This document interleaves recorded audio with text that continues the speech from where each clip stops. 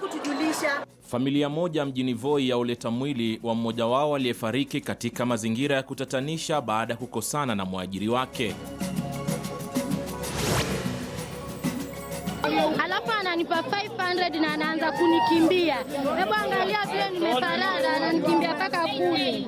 Mzungu ajipata pabaya huko Diani baada ya kukagua miradi ya binti mmoja bila kulipia huduma za mradi huo wa mahaba.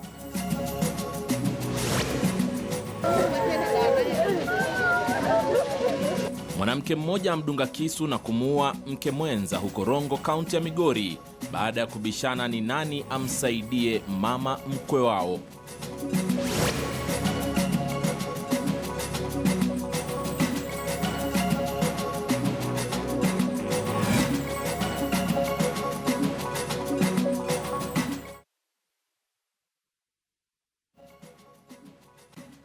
Kuendea vyema kabisa, ikiwa ni siku ya Ijumaa tarehe 23 mwezi wa Februari mwaka 2018. Hujambo, karibu kwenye taarifa za Mbiu ya KTN alasiri hii.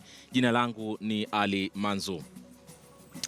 Sarakasi ilishuhudiwa hapo jana katika duka moja mjini Voi, kaunti ya Taita Taveta, baada ya familia moja kuamua kuleta mwili wa mmoja wao aliyekuwa ameajiriwa katika duka hilo aina ya supermarket. Mwili huo uliletwa hapo kwa madai kwamba mwenye duka hilo ndiye ambaye alimroga marehemu kwa tuhuma ya wizi wa mbuzi. Inaripotiwa kuwa marehemu ambaye alitambulika kwa jina la Amos Mambunga alituhumiwa kwa wizi wa mbuzi 4 waliomilikiwa na mwajiri wake. Vilevile inadaiwa bwana huyo aliwasilisha kiapo cha kifo kwa wafanyikazi wake akiwemo marehemu, na ndiposa familia ikachukua hatua hiyo. Ilimlazimu kutoweka ili kutoroka ghadhabu ya wananchi. Polisi waliutawanya umati huo kwa kutumia vitoa machozi.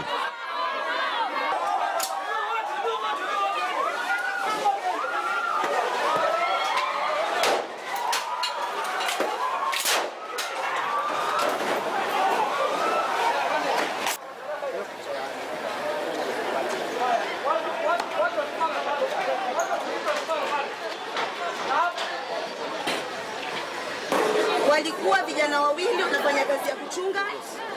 Mnamo tarehe 12 tulipata ripoti kuwa wako hali mahututi. Tukiuliza wamefanyika nini, dakika kidogo tukaambiwa wamekufa.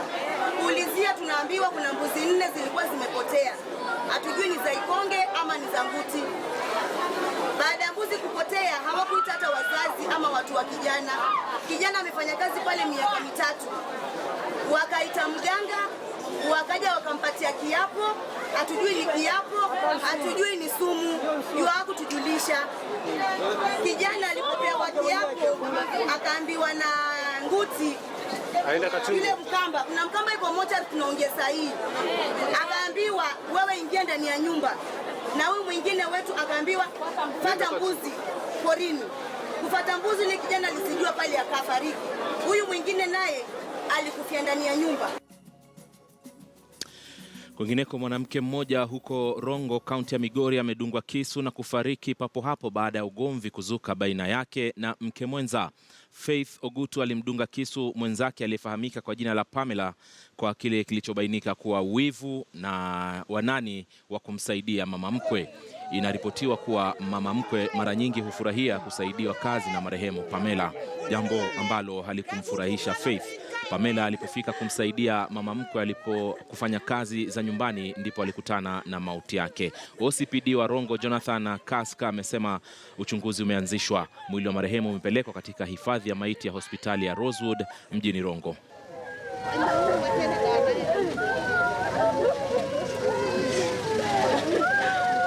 Nilimwacha nyumbani akiwa anatayarisha watoto waende shule.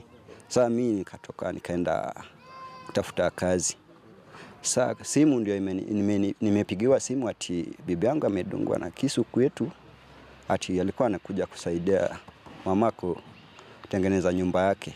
Sasa semeji yangu ndiye amemdunga na kisu. Sasa sijui walikosania nini. Wakati tulifika pale kwa barabara, tukapata huyu mwenye alimchoma na kisu na bwana yake.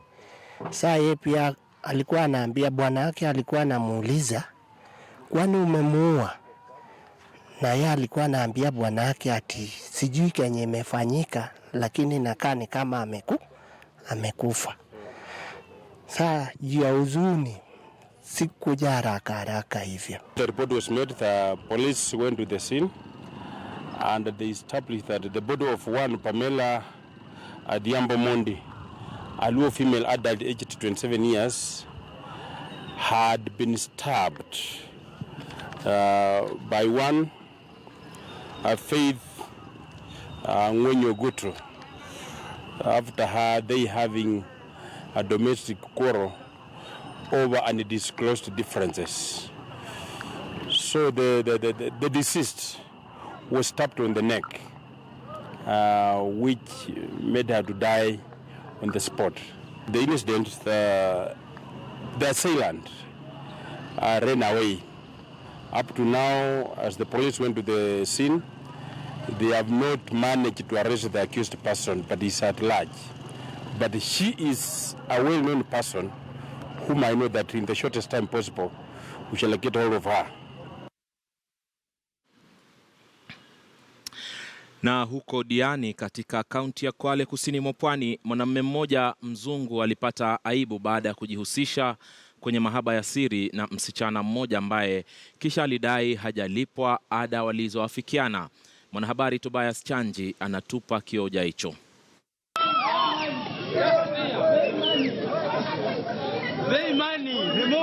Ilikuwa sinema ya bure kwa wakazi wa Diani pale ambapo dada huyu aliyevalia nguo nyekundu alimteka bakunja mzungu huyu anayemtuhumu kuchovya asali na kukosa kulipia gharama.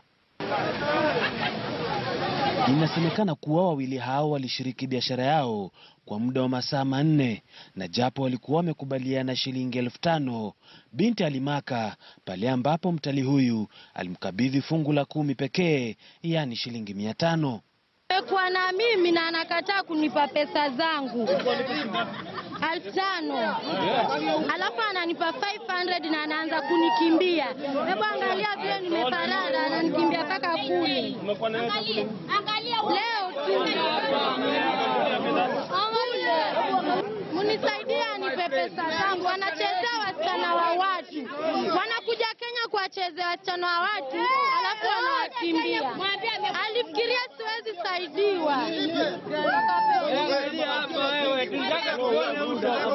Japo binti huyu hakuwa na haya alipomkabidhi jamaa huyu na maswali, mzungu alikuwa mwenye taharuki huku akiizika sura yake kwenye viganja vyake vya mikono asija akapigwa picha na simu zilizokuwa zikirekodi kila kilichojiri hatua kwa hatua.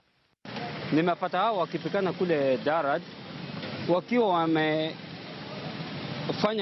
kazi wa pale, wote wametoka nje wanataka kupiga mzungu na mob justice kwa njia, ndio walikuwa wanapikania, wameshika wote kila mtu na mawe. Sasa mimi nikaona afadhali nitutue hiyo suluhisho, vinyo niliambia msichana na msichana akatuliza, na nikakuja nao tunaenda police station. Lakini alifika mahali fulani akaingia kwa kesi hapo showground, akaingia kwa guest house na nguvu, hata alicross njia, sijui hakuwa anaona magari ama alikuwa namna gani, na akaingia na mbio hivyo, na kweli akaingia mpaka ndani, lakini pale ndani ikao atolewe tena.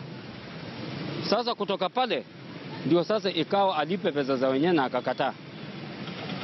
Zenye alikuwa amefanywa kazi kutoka saa 8 mpaka sijui saa 11. Sasa mimi sikuwa na suluhisho lolote kwa sababu msichana ndio alikuwa na mwenye maneno. Punde polisi waliwasili, umanao kwa kuwa macho hayana pazia, ukitaka kujua na si kuambiwa tu kila tukio lililotokea chumbani. Kwa pamoja dada huyu na mgeni wake wakaanza safari ya moja kwa moja na wasamaria wema hadi kituo cha polisi. Ila safari yao ikaharakishwa na ujio wa gari hili lililokuwa na polisi, na moja kwa moja wakaelekea kusikojulikana kutafuta muafaka. Tobias Chanji, KTN News, kaunti ya Kwale. Na mtazamaji, tukiachana na sinema hiyo kutoka katika maeneo ya Diani, kaunti ya Kwale, tufululize hadi katika kaunti za kaskazini mashariki ambako mwanafunzi msichana wa umri wa miaka 15 katika shule ya upili ya Ogle eneo la Habaswein kule Wajir amedaiwa kubakwa na wanaume watatu waliomwekea kileo katika soda.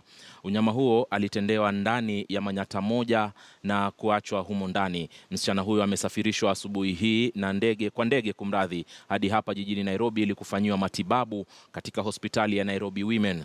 Mshukiwa mmoja tayari amekamatwa kutokana na kisa hicho.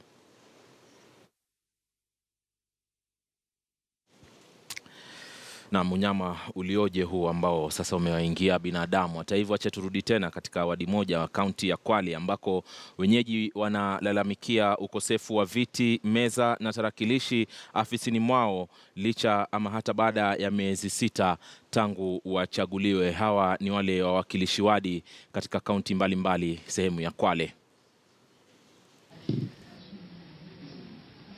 Wawakilishi hao wanasema kuwa kabla ya uchaguzi mkuu wa mwaka jana, vifaa hivyo vilichukuliwa na hadi sasa havijarejeshwa.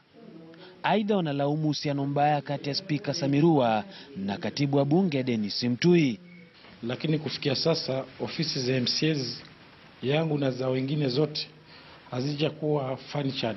Hazina meza, hazina viti, hazina kompyuta, hazina chochote. Na wakati tukienda kwa siasa, muhula uliopita walichukua vitu vyote wakasema wanatuwekea, tukirudi ama yule atarudi watarudisha. Tuliporudi wamesema watanunulia mpya, baada ya zile wananunua mpya. Tunashangaa kufikia sasa hakuna majibu yoyote. Kitu kilichoko katika Kwale County Assembly ni vita vya speaker na clerk. Vita hivi ambavyo wao wakifikiri kwamba wanaadhibu MCA kutoleta viti na meza kwa ofisi, lakini huruma ni kwamba wananchi wa Kwale. Ni swala ambalo pia halijawaacha nyuma wananchi wanaotaka kujua sababu kuu ni ipi, huku akisema kuwa ukosefu wa vifaa hivi unazidi kuathiri utendakazi. Lakini sasa hii nikija kwa kansela hayuko, nikija kwa nani hayuko, sababu hakuwa kama ofisi yake hamna viti, hamna nini Hata nikija nitasimama mpaka masaa mangapi? Hilo bao la driving linaloonekana hapo ni juhudi zangu mimi kulitafuta na hizi vitu vidogo vidogo ili angalau uweze kuandika. Mimi nilikuwa nasisitiza tu kama hakuna viti, hata majavi sisi tutakaa, lakini tumuone mheshimiwa, tuhudumiwe sisi. Tukija kwa ofisi zao tunaona mabao ni ya driving school. Tunashindwa sasa, hapa kweli pana MCA ama ndio tulimpigia akatukimbia? Mpaka tunabaki mtaani vijana tukisema huyu MCA Simba huyu bana, mbona anatuchezea akili?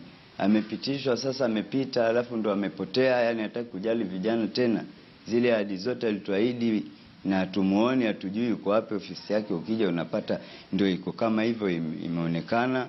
Tunashindwa sasa, huyu ni mchezo ama alihamisha ofisi ni Ukunda ama ni Likoni ama ni wapi, tujue tumfuate.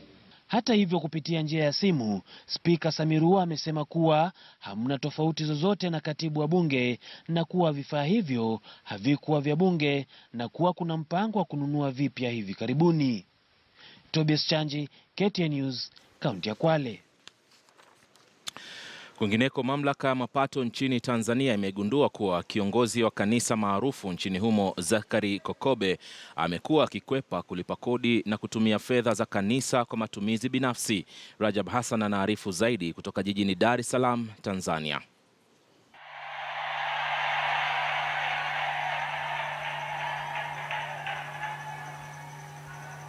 Mimi sihitaji hela, nina hela kuliko serikali. Kauli ya kiongozi wa kanisa la Full Gospel Bible Fellowship, Askofu Zakaria Kokobe, imelazima mamlaka ya mapato Tanzania kufanya uchunguzi kubaini iwapo yanayosemwa ni kweli. Kwa mujibu wa taarifa mamlaka hiyo iliyotolewa mapema wiki hii, kanisa la Askofu Kokobe lilikwepa kodi ya zaidi ya shilingi za Tanzania milioni 20, sawa na dola za Kimarekani 9375. Tulibaini kwamba kanisa lilikwepa kulipa kodi ya kiasi cha shilingi milioni 20,834,843 ambazo zilitokana na uwekezaji katika makampuni ya kuuza mitaji. Hizi ni shughuli za kiuchumi. Kwa hiyo hizi zilitozwa kodi yake ikapatikana milioni 20 ambayo nimesema, na kodi hii imelipwa baada ya uchunguzi. Lakini tatu, tulibaini kuwa kampuni inayomilikiwa na watoto wa Askofu Zakaria Kakobe ilikwepa kulipa kodi ya kiasi cha shilingi milioni 37,280,030 ambazo pia zimelipwa baada ya uchunguzi. Pia mamlaka ya mapato Tanzania imebainisha kuwa kanisa la Kakobe linakiuka taratibu za utunzaji fedha. Tukabaini kwamba kanisa linatunza kiasi kikubwa sana cha fedha kwenye ndoo na majaba yale mandoo makubwa, kinyume cha taratibu za utunzaji wa fedha. Lakini pia uwekaji na utoaji wa fedha nyingi kutoka benki haushirikishi vyombo vya ulinzi na usalama kwa ajili ya usalama wa fedha na wahusika. Hata hivyo, Askofu Kakobe aliomba radhi kwa Rais Magufuli Januari 24 mwaka huu. Kufuatia kisa hiki, mamlaka ya mapato imezitaka taasisi za dini zinazojihusisha na shughuli za kiuchumi nchini kulipa kodi stahiki. Rajab Hassan, KTN News, Dar es Salaam. Moto ulizuka na kuteketeza nyumba za mabati wanamoishi maafisa wa polisi wanaofanya kazi katika kituo cha Central hapa jijini Nairobi. Nyumba 54 zilizojengwa kwa mabati ziliteketea dhuhuri ya leo kwenye kisa kinachokisiwa kuwa hitilafu za nguvu za umeme. Mali isiyofahamika thamani yake imeharibiwa kwenye mkasa huo. Mitungi ya gesi ndani ya vyumba hivyo ni mojawapo ya vyanzo vilivyoeneza moto huo.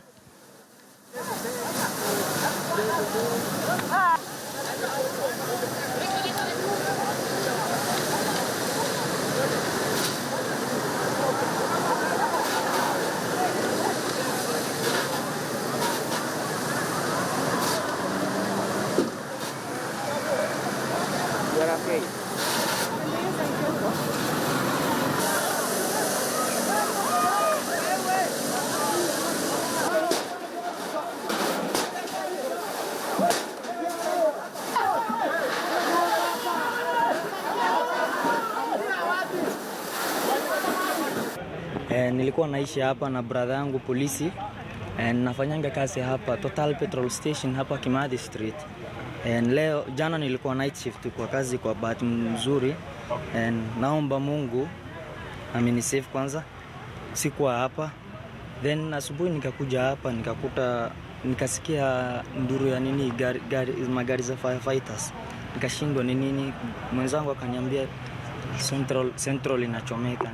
Nikashindwa, nikakimbia, hata sijachukua ruhusa yoyote kwa boss wangu. Nikakimbia nikakuja kukuta hapa na nimeona moto imeshikana kila mahali. Nimeshindwa mahali ni save kitu yote, certificates zote, kila kitu zangu za brother yangu ya polisi, vitu zake, nguo zangu za maana nilinunua za officials, viatu zangu. Pesa nilichukua advance pia jana 20,000 and 4,000 ilikuwa mbeleni nilikuwa natumia as a pocket money, zimeenda hivyo.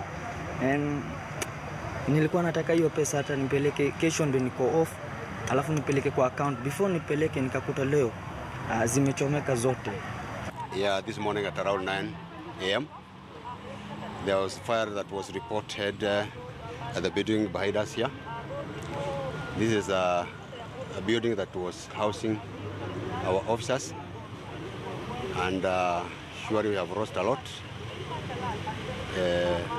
Properties of unknown value has been gutted down, has been consumed by that fire. So far as we are talking, about 54 police officers have no accommodation, and 44 dollars have been consumed. So we are working out to see how we are going to accommodate these officers, because now we have nowhere to go.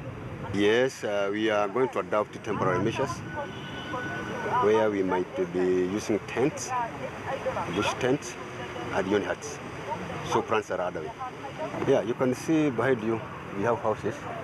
In fact, the houses that we are living in, they were the houses that were used by the contractor who was constructing this building behind you.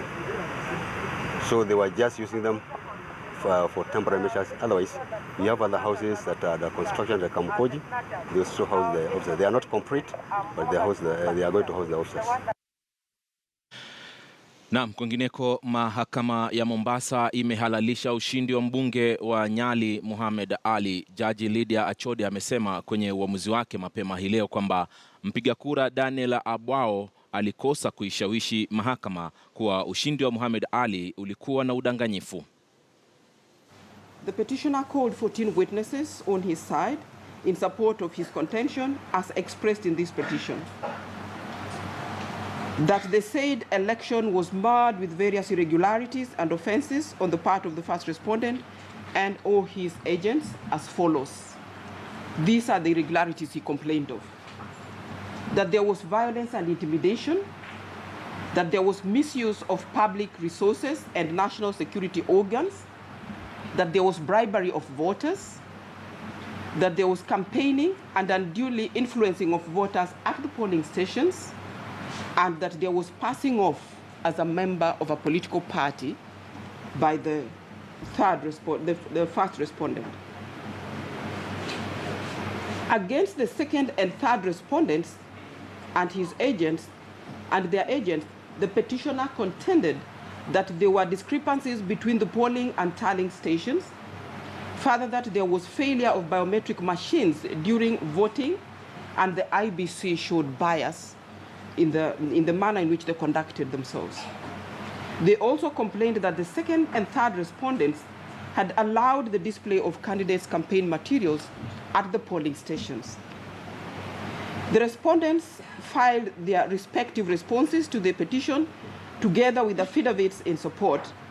The first respondent filed an affidavit sworn by himself and dated the 19th of September 2017, wherein he contended that the petition is barred in law, that he was duly elected, and the election was valid. In support of this case, the respondent called one witness. The second and third respondents filed a joint response to the petition dated the 25th of September 2017, and a further affidavit in support of the response to the petition dated the 10th of January 2018. The IEBC denied the averments in the petition and contended that the alleged impugned election was free, unfair, and transparent, and credible, and verifiable. Further, that it was conducted in full compliance with the Constitution, the Election Act, and all applicable laws and regulations. In support of their case, the IEBC called 4 witnesses. The hearing of the petition took place on diverse dates between the 8th of January 2018 and the 19th of January 2018. Parties filed written submissions which were highlighted on the 2nd of February, and the learned counsels Mr. Balala appeared for the petitioner, while Mr. Chacha Odera appeared for the first respondent and Mr. Tony Odera appeared for the second and third respondents. The issues for determination.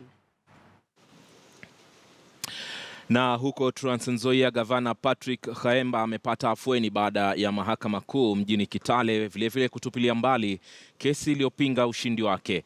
Jaji Mrima alimtoza faini ya shilingi milioni 10 mlalamishi katika kesi hiyo Morris Kakai Bisau, fedha zitakazogawanywa kati ya tume ya IEBC na Gavana Khaemba.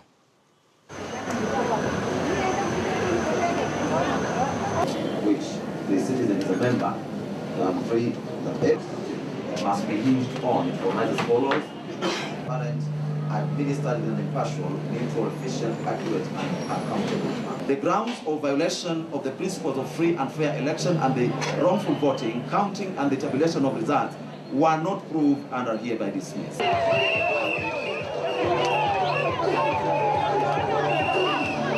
Tunatoa shukurani kwa Mwenyezi Mungu kwa kuongoza mahakama katika kutoa uamuzi wenye busara. Sisi tunafurahia maamuzi ya mahakama kwamba haki ilitendeka. Wale waliosingizia ya kwamba Khaemba hakuchaguliwa na wale waliowatuma kwenda kotini, tunasema shame on you, kwa sababu mumetumalizia wakati. Mtazamaji popote ulipo, unaendelea kutazama taarifa za Mbiu ya KTN alasiri hii. Tunapumua kidogo tu, tutarudi kwenye muda usiokuwa mrefu tuendelee na taarifa zaidi. Endelea kuwa nasi.